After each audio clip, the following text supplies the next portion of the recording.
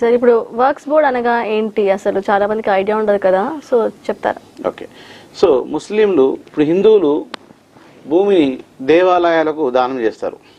So దేవాదాయ శాఖ అనేది ఎండోమెంట్ ఉంది మనకి. ఇప్పుడు దేవాదాయ శాఖకు దానం చేస్తే దేవాలయ భూములు, అదే చెరువులకు పోతే చెరువు కింద భూములు, సో కుంటలు, ఇవి అన్నిట్లో ఉంటాయి. అలాగే హిందువులు దేవాలయకు ఎలాగ దానం చేస్తారో ముస్లింలు వాళ్ళ దగ్గర ఉన్నటువంటి భూమిని వక్స్ బోర్డుకు దానం చేస్తారు. ఈ వక్స్ బోర్డు యొక్క ప్రాధాన్యత ఏంటిదంటే, ఏ భూమిని అయితే ఏ ప్రాంతాన్ని అయితే ఈ యొక్క మసీదుల యొక్క నిర్మాణానికి, మసీదుల యొక్క పునర్నిర్మాణానికి, మసీదుల యొక్క డెవలప్మెంట్కి, అలాగే మదర్సాలు అంటే విద్యాలయాలు ముస్లింలకు సంబంధించిన విద్యాలయాలు వాళ్ళ యొక్క కన్స్ట్రక్షన్స్ కోసము లేదా వాళ్ళ యొక్క డెవలప్మెంట్ కోసము ఉపయోగించుకోవడానికి ఉపయోగపడే భూమిని వక్స్ బోర్డు అంటారనమాట.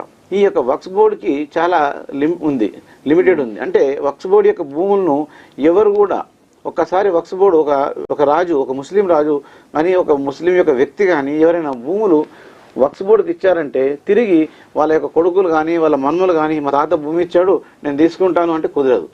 ఒక్కసారి వక్స్ బోర్డుకు భూమి పోయింది అంటే దాన్ని ఖచ్చితంగా వారి యొక్క మసీదుల యొక్క నిర్మాణానికి కానీ, మసీదుల యొక్క డెవలప్మెంట్ కానీ, మదర్సాల నిర్మాణం కానీ, మదర్సాల యొక్క డెవలప్మెంట్ కానీ, సో ఖచ్చితంగా వాటి కోసమే వాడాలి కానీ దేనికోసం వాడడానికి లేదు.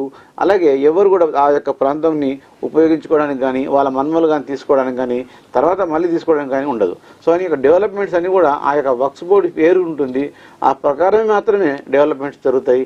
అందులో మాత్రం ఖచ్చితంగా మసీదుల నిర్మాణాలు, మసీదుల యొక్క డెవలప్మెంట్లు, ఈ యొక్క మదర్సాల నిర్మాణాలు, మదర్సాల యొక్క డెవలప్మెంట్లకు మాత్రం వాడేదాన్ని వక్స్ బోర్డు అంటారు. మన తెలంగాణ ప్రాంతంలో కానీ, తమిళనాడులో కానీ, దక్షిణ దేశం ప్రాంతంలో అన్నింటిలో చాలా, మన హైదరాబాద్లో అయితే వక్స్ బోర్డు భూములు చాలా ఉన్నాయి. గవర్నమెంట్ ఇప్పుడు దాని మీద దృష్టి పెట్టింది.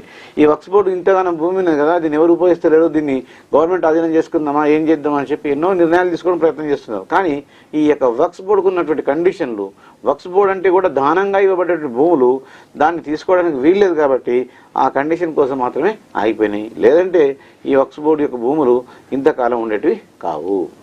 ఓకే.